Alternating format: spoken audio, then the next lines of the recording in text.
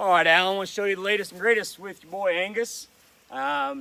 Still working through a lot of the same pieces, just adding little parts at a time. Trying to go through what we call yard work, getting him properly force fetched for you. And over the course of this, I'm seeing good progress. I'm happy with what he's doing. You know, Angus has no trouble with all the hunting aspects. It's just about control for him. So that's what mostly we're focusing on here. So all in all, Angus is doing really well. Very happy with him. He's got great drive, got a good work ethic. Good boy. What we've really been working on this week, give is the command to release the bird. That he does not release the object until I say so. So we do lots and lots and lots of reps with this so that he gets the idea that I don't want him to drop the object until we say the command. So the idea is if we teach him a command for when to drop it, then we don't let him drop it until we're ready for it and we've got him in the heel position and he looks nice and pretty. So let me show you how this works. So force fetch involves the idea of we're going to apply a little bit of pressure to Angus. Now he's handled this quite well, which is good. So what I'm going to do is I'm going to pinch his ear lightly, and he doesn't take much pressure to get him to respond. And then we're going to get the bumper in his mouth, the stick in his mouth. Then he's going to hold it until I give him the command to take it away from him.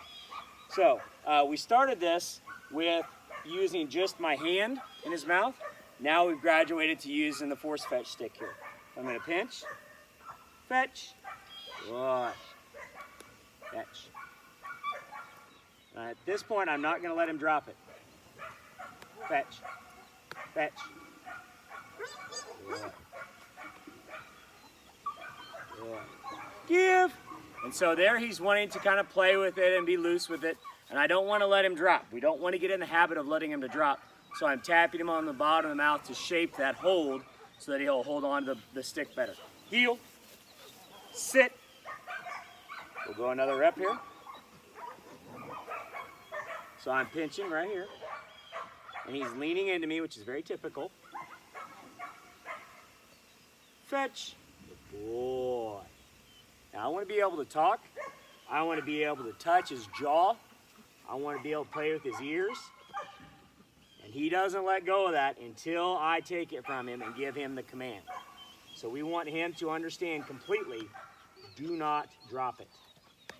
Fetch. Good. Good.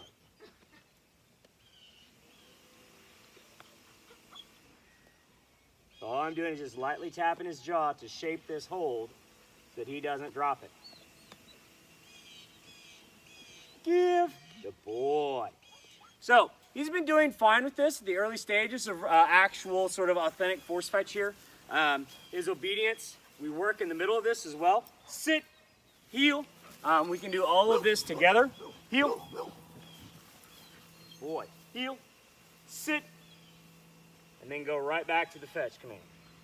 Fetch. Now I'm going to let him drop here, and he's going to get a correction. So now I'm pinching much harder when he drops out of turn.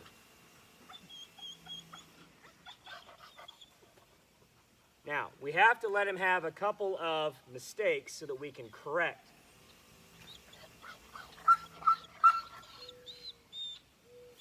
Fetch. Good. He's holding much better. He's not trying to fight it. Give. And the idea is the pressure immediately is released as soon as the stick gets back in his mouth. Heel. Sit. Good boy. Fetch. Usually what happens is after we give a couple of firm corrections, then he comes back and does better. Most dogs do. Angus is what I would describe as very typical. He's a good boy. He's doing well. Good. Now I want to be able to touch this. And he doesn't let go until we say, give. Good boy. Good. Okay. Now, the next step we're going to work on is we don't want him to just put it in his mouth. We're going to need him to carry it. Now, this part I'm going to help him a lot because this is the piece he's working on this week. So what we're going to do is I'm going to give him the fetch command, put it in his mouth, fetch, and then I'm going to keep my hand under his lower jaw, and we're going to walk with it. heel, heel, sit, give, good boy. So you can see how we're slowly shaping this process. The idea is that we're going to want him to come into the heel position, sit, hold the bird until I take it from you. Now, it's also worth noting that we're doing this with sort of a very boring plastic and canvas, horse fetch stick. This is not an object that's particularly, interesting to the dog. We do this with this object because at the beginning, we want to do it with something that if he has resentment towards the stick, we don't want to do it with a bird because we don't want him to associate pressure with the bird. We want him to have the good habit before we move on to doing it with the bird. All right, let's do one more. Heel, sit, good boy.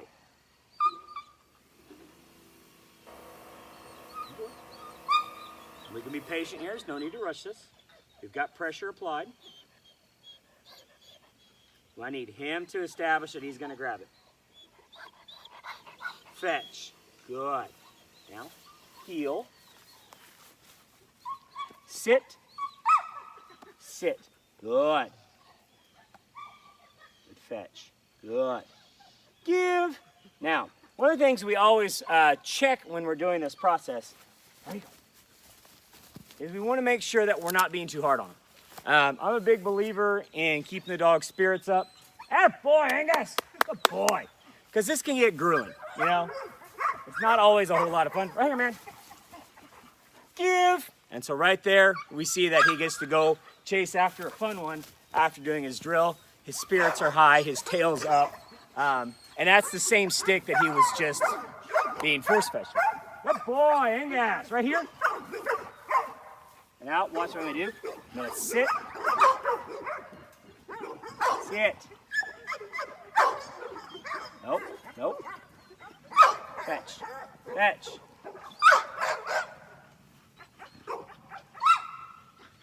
Fetch. Good. Give. So we're gonna start shaping that a little bit at a time. When he's doing the little fun retrieve, then we're shaping in the idea of, no, I want you to hold it until I tell you otherwise. Angus is making great progress. He's moving along very fine. I see zero problems. He's a great dog.